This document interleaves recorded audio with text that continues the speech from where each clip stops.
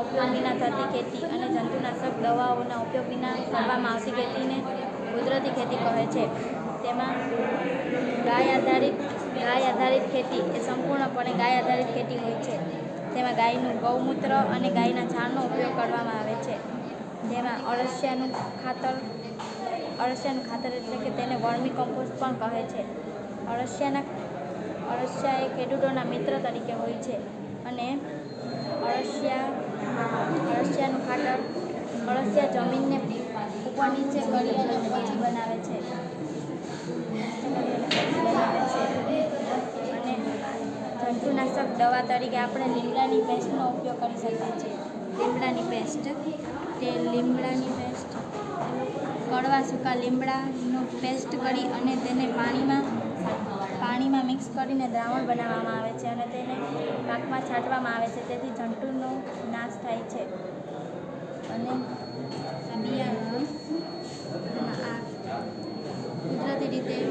કુદરતી ખાતર નાખીને બનાવેલી મગફળીનું બિયારણ છે અને આ રાસાયણિક ખાતર નાખીને બનાવેલું મગફળીનું બિયારણ છે અને આ કપાસનું બિયારણ છે.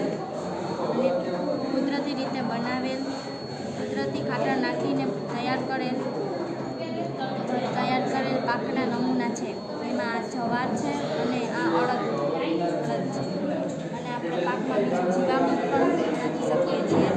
કુદરતી ખાતર તરીકે જીવામૃતનો પણ ઉપયોગ થાય છે. જીવામૃતને બનાવવા માટે આપણે દેશી ગાયનું ગૌમૂત્ર અને દેશી ગાયનું તાજું છાણ અને ગોળ, ઝાડની નીચેની સેટા પરની માટી, એક મુઠ્ઠી માટી અને તેને 200 લીટર ડ્રમમાં મિક્સ કરી 200 લીટર પાણીના ડ્રમમાં મિક્સ કરી તેને બનાવવામાં આવે છે.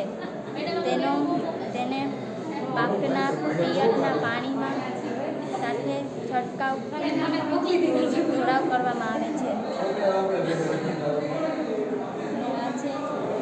ઝાડની નીચેની ઝાડના પાંદડા જે ખરડા હોય તેનું કમ્પોસ્ટ બનાવેલું છે અને આપણે ખડ રાખેલું છે. જે રસોડામાં કચરો હોય છે, જે શાકભાજીની છાલ અને ફળની છાલ, તેનો પણ આપણે કમ્પોસ્ટ તરીકે ઉપયોગ કરી શકીએ છીએ. રાસાયણિક ખાતરમાં યુરિયા, DAP, સલ્ફર, NPK 4 વસ્તુ પાકમાં ઉપયોગ થાય છે. અને રાસાયણિક ખેતર તરીકે ડીએમએનિયન, ફોસ્ફરસ તરીકે ઉપયોગ થાય છે.